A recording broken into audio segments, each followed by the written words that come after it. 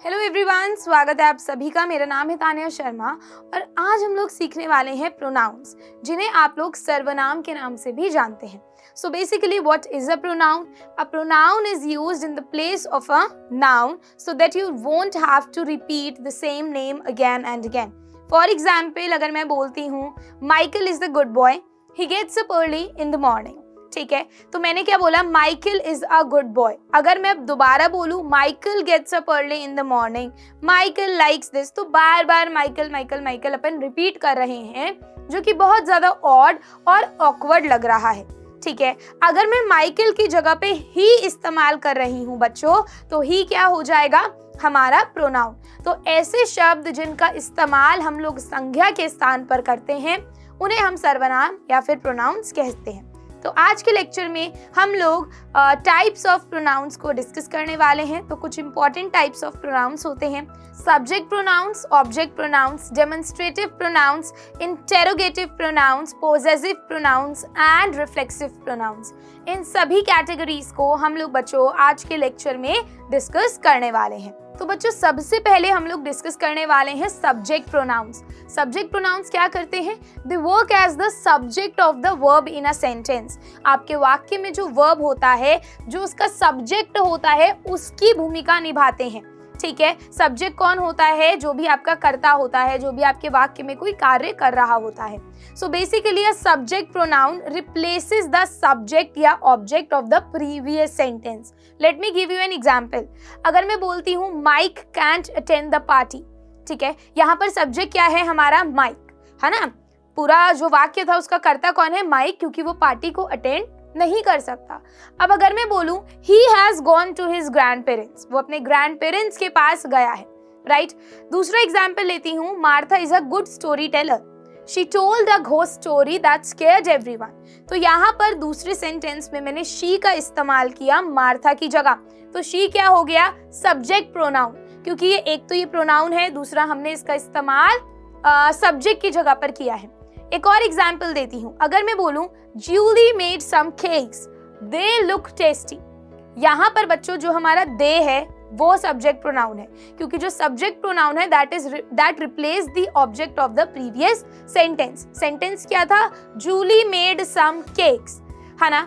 तो हमने केक के लिए इस्तेमाल किया क्या? प्रोनाउन। दे लुक टेस्टी, तो दे को हमने सब्जेक्ट की जगह पे इस्तेमाल किया, इसलिए बच्चों ये हो गया हमारा सब्जेक्ट प्रोनाउन।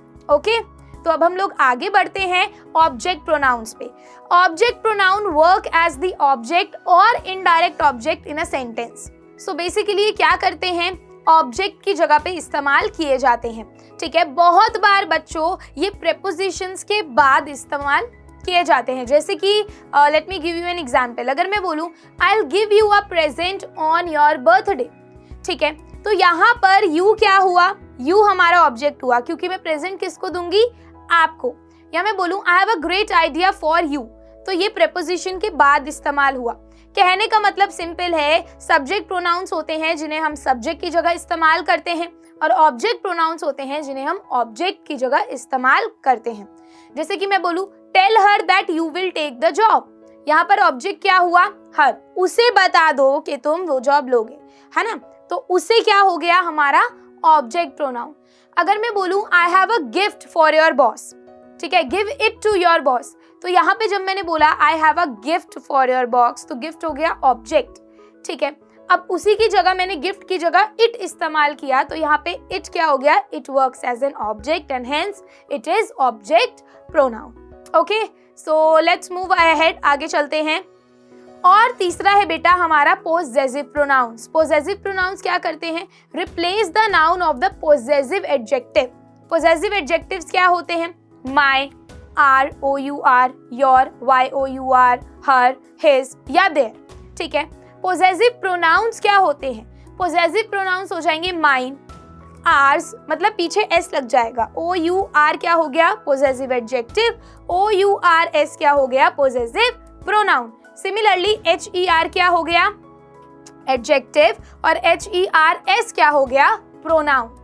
ठीक है, इट्स क्या हो गया? प्रोनाउन। देयर्स क्या हो गया? पोजेसिव प्रोनाउन, जिससे ये पता चले कि भाई कोई चीज किसी की है। जैसे कि अगर मैं बोलूं I thought my bag was lost, but the one John found was mine. तो यहाँ पे माइन क्या हो गया बेटा? Possessive pronoun. हमेशा एक बात याद रखना, जो भी आपका एडजेक्टिव होगा उसके बाद नाउन जरूर आएगा, ठीक है? पोजेसिव एडजेक्टिव होगा तो नाउन जरूर आएगा। जैसे कि माई क्या है? पोजेसिव एडजेक्टिव, इसके बाद जरूर लिखा होगा माई बैग, राइट? बट अगर वो माइन है, उसके आगे नाउन नहीं है, कहने का मतलब है कि वो पोजेसिव प्रोनाउन है। एक और एग्जाम्पल देती हूँ, their vacation will start next week. उनकी छुट्टियां अगले हफ्ते शुरू होंगी। और मैं बोलूं आर्स इज टुमारो, हमारी कब है? कल है। तो आर्स क्या हो गया बेटा? क्या? पोजेसिव प्रोनाउन, ठीक है? तो आपको सिर्फ एक रूल याद रखना है कि जो भी पोजेसिव एडजेक्टिव होगा उसके बाद नाउन आएगा, पर पोजेसिव प्रोनाउन के बाद नाउन नहीं आएगा। आगे चलें, चलिए। सो बेटा नेक्स्ट है रिफ्लेक्सिव प्रोनाउन। रिफ्लेक्सिव से कुछ समझ आ रहा है कि हम बात कर रहे हैं रिफ्लेक्शन की, ठीक है? ये क्या होता है? ये रीडायरेक्ट करता है हमारे सेंटेंस या क्लॉज को बैक टूवर्ड्स द सब्जेक्ट, ठीक है? जैसे कि अगर मैं बोलूं कि since she is her own boss she gave herself a race, ठीक है? यहाँ पे हरसेल्फ क्या है? डायरेक्ट ऑब्जेक्ट है क्लॉज का और वही पर्सन सब्जेक्ट है, ठीक है? तो हर सेल्फ हो गया, आर सेल्फ हो गया, हिम सेल्फ हो गया। तो ये सारे सेल्फ वाले जितने भी होते हैं ये रिफ्लेक्सिव प्रोनाउन हो जाते हैं। अगर मैं बोलूं कंप्यूटर अपने आप स्टार्ट हो गया, द कंप्यूटर रीस्टार्ट्स इटसेल्फ, तो इटसेल्फ क्या हो गया? रिफ्लेक्सिव प्रोनाउन, ठीक है? यानी कि जो भी एक शीशा है मान लो, ठीक है? उसमें मुझे अपनी रिफ्लेक्शन दिख रही है, तो यहाँ पर अगर इट लिखा है तो वापस आ रहा है इटसेल्फ, अगर लिखा है यहाँ पर हर तो वापस आ रहा है हर सेल्फ, ठीक है? तो ये सब क्या हो जाते हैं? हमारे रिफ्लेक्सिव प्रोनाउन। नेक्स्ट है बच्चों हमारा demonstrative pronouns. Demonstrative pronouns normally indicate the closeness of और the distance from the speaker either literally और सिंबॉलिकली। कहने का क्या मतलब है? 4 डेमोन्स्ट्रेटिव प्रोनाउन होते हैं, this, that, these and those. ये डेमोन्स्ट्रेटिव एडजेक्टिव की भी भूमिका निभाते हैं जब ये नाउन को मॉडिफाई करते हैं, पर जो डेमोन्स्ट्रेटिव प्रोनाउन होते हैं बच्चों वो नाउन को मॉडिफाई नहीं करते हैं। कभी कभी हम लोग नीदर, नन एंड सच को भी एज अ डेमोन्स्ट्रेटिव प्रोनाउन इस्तेमाल करते हैं। जैसे कि मैं आपको एक एग्जाम्पल देती हूँ, अगर मैं लिख रही हूँ that is a long way to go, तो इसमें जो दैट हुआ वो हो गया हमारा डेमोन्स्ट्रेटिव प्रोनाउन। अगर मैं बोल रही हूँ दिस इज माई कार, तो दिस क्या हो गया? Demonstrative pronoun. अगर मैं बोल रही हूँ हैंड मी दैट बैट, तो दैट क्या हो गया? Demonstrative adjective. क्यों? क्योंकि मैंने दैट के आगे बैट लगाया, ठीक है? अगर कोई भी चीज नाउन को मॉडिफाई कर रही है, कहने का मतलब है वही अगर एडजेक्टिव के आगे नाउन होगा तो वो डेमोन्स्ट्रेटिव एडजेक्टिव होगा, और नहीं होगा तो डेमोन्स्ट्रेटिव प्रोनाउन होगा। एक एग्जाम्पल बताती हूँ, अगर मैं बोलूँ दिस डॉग इज माइन, तो यहाँ पर जो दिस हुआ बच्चों वो डेमोन्स्ट्रेटिव एडजेक्टिव है क्योंकि दिस के आगे नाउन लगा है।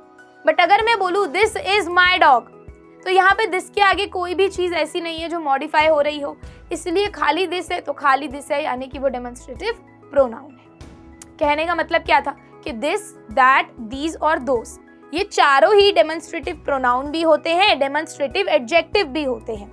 डिफरेंस आप लोग कैसे पता करेंगे? अगर दिस के बाद नाउन आ रहा है तो वो एडजेक्टिव की कैटेगरी में चला जाएगा, और दिस के बाद नाउन नहीं आ रहा है तो वो प्रोनाउन की कैटेगरी में चला जाएगा। आगे बढ़ते हैं। लास्ट है बच्चों हमारा इंटेरोगेटिव प्रोनाउन। अब इंटेरोगेटिव प्रोनाउन क्या होता है? इंटेरोगेटिव से ही समझ आ रहा होगा, ऐसे प्रोनाउन जो कि क्वेश्चंस को प्रोड्यूस करते हैं, जैसे कि व्हाट, व्हिच, हु, हुम, हुज, ठीक है? कोई भी क्वेश्चन जो कि पर्सन से रिलेटेड है, एनिमल से रिलेटेड है। जैसे कि अगर मैं बोलूँ what refers to an idea, या फिर कोई ऑब्जेक्ट हो गया, कोई इवेंट हो गया, और विच इंडिकेट कर सकता है ईदर अ पर्सन और अ थिंग। जैसे मैं बोलूँ what was the name of your dog, या which is your favourite movie, या मैं बोलूँ whom do you prefer in this competition, ठीक है? या फिर मैं बोलूँ there is new bike, whose is it। तो ये सारे जो भी क्वेश्चन प्रोनाउंस होते हैं उन्हें हम बोलते हैं बच्चों क्या? इंटेरोगेटिव प्रोनाउंस, ठीक है? तो अब आप लोगों का काम है कि आप लोग मुझे एक एक एग्जाम्पल हर टाइप का कमेंट सेक्शन में डालकर बताओगे, and then we'll meet in the next lecture. Thank you so much. Bye bye.